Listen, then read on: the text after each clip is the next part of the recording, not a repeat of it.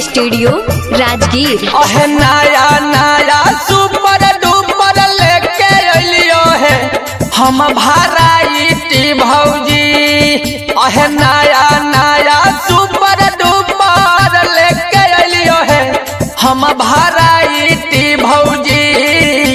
बड़ी दिन पर बेचे हम आइल हियो है अलहला नाइटी भौजी।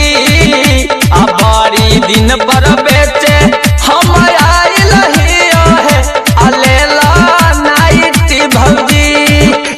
सट सट हवा तोरा लगतो है दोनों पटिए भौजी। सुन ला सट सट हवा तोरा लगतो है दोनों पटिए भौजी। बारी दिन पर बेच हम आइल हियो है अलहला नाइटी भौजी। बारी दिन पर बेचे हम आइल हियो है अलहला नाइटी भौजी। अरे ले नया बड़की अलहला नाइटी भौजी। बारी दिन पर बेचे डीजे कंचन राज हाजीपुर वैशाली।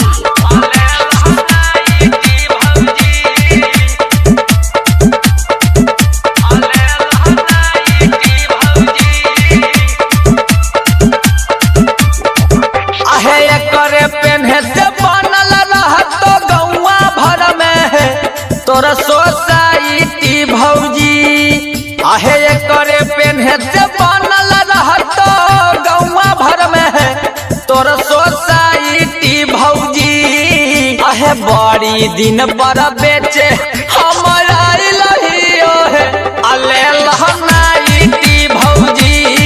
बड़ी दिन पर बेचे हम आइल हियो है अलहला नाइटी भौजी।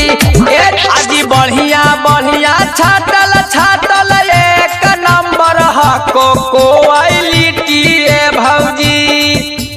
बढ़िया बढ़िया छाटल छाटल एक नंबर हको क्वालिटी भौजी। बड़ी दिन पर बेचे हम आइल हियो है अलहला नाइटी भौजी।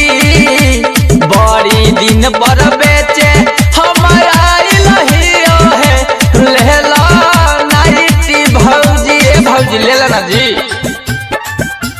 बड़ी दिन पर बेचे हम आइल हियो है हम आइल हियो है अलहला DJ Kanchan Raj Hajipur Vaishali. Shivangi recording studio Rajgir. बड़ी दिन पर बेचे हम आइल हियो है अलहला। ऐसन ऐसन बाजारिया में नाय मिलतो है कलर लाइटी भौजी। ऐसन ऐसन बाजारिया में नाय मिलतो है कलर लाइटी भौजी। बेचे खातिर कुंदन बिहारी लेके अलियो है अलहला नाइटी भौजी। बेचे खातिर कुंदन बिहारी लेके अलियो है अलहला नाइटी भौजी। सट सट हवा तोरा लगतो है दोनों पटिए भौजी। सट सट हवा तोरा लगतो है दोनों पटिए भौजी। बड़ी दिन पर बेचे हम आइल हियो है अलहला नाइटी भौजी। बड़ी दिन पर बेचे हम आइल हियो है अलहला नाइटी भौजी। नाइटी भौजी। Shivangi recording studio Rajgir.